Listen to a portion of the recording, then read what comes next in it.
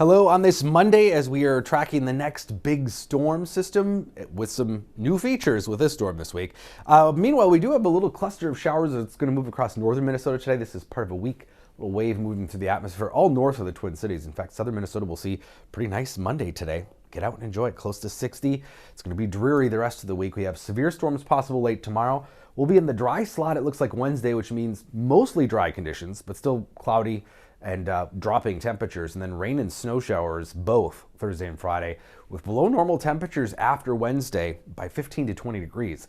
Severe weather set up for tomorrow too. We're going to be on the northern end potentially of that. Marginal risk of severe weather through the Twin Cities from the Storm Prediction Center, but a slight risk across southeastern Minnesota and then further south into Iowa, Missouri, down into Oklahoma, an enhanced risk of severe storms. And when we break it down further, looking at the tornado risk from the Storm Prediction Center, this hatched area in the yellow, this is where we're looking at the most likely area or setup for significant supercells and tornadic storms. And we're probably going to be just north of that. We'll talk about that here in a second by looking at some vertical profiles of the atmosphere. It really breaks down some of the things that may not come together. But as we head through the afternoon, a few showers tomorrow, but we're going to watch mainly eastern South Dakota. Storms pop up here about 5-6 p.m. and then move across southeastern Minnesota. And it's those initial storms that could be pretty strong, and especially the storms into Iowa. We're going to be probably north of the warm front here in the Twin Cities, which means north of the best instability, energy, all of those things that are quite necessary to really organize those storms and then get them to form to the surface. But low-level jet stream tomorrow, we have the jet stream that we talk about a lot at 30,000 feet or so, but we also get a low-level jet stream, especially in this thunderstorm season. 3,000 to 4,000 feet up, it's going to be roaring at 70 to 80 miles an hour. And what that does is transport both heat and moisture northward, essential ingredients for instability. So this is looking at dew points tomorrow. The bluish area are those 60s dew points. So that's the real humid stuff. And that clips southeastern Minnesota. Even in the Twin Cities, dew points will be in the 50s, which by April standards will actually feel humid. We haven't had those kind of dew points since the middle of December when we had that bizarre tornado day. Significant tornado parameter. This is one of the things that we look at where we combine all sorts of instability and shear to produce a possible tornadic index. And when we overlap that with the radar, you can see these storms are going to be moving into that environment that will be favorable for tornadoes across Iowa especially. But again, it does clip far southeastern most counties of Minnesota. So one of the things we got to look at here is the vertical profile of the atmosphere. Will these storms be forming closer to the ground, which is necessary for tornadoes, or further up, which will be organized rotating storms but produce maybe more hail and wind threat? So that warm front is one of the things we look at because south of that, you're going to have enough moisture and temperature profile that can really come together.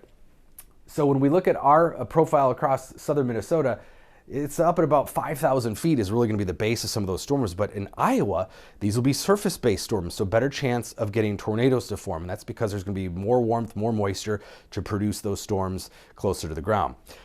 Beyond all this, Wednesday, Thursday, some high wind gusts separate from thunderstorms. We're talking 50 miles an hour plus, and then an area of rotating rain and snow showers. So as I mentioned, Wednesday will be in the dry slot, mainly dry, but then Thursday we'll see this moisture wrap around.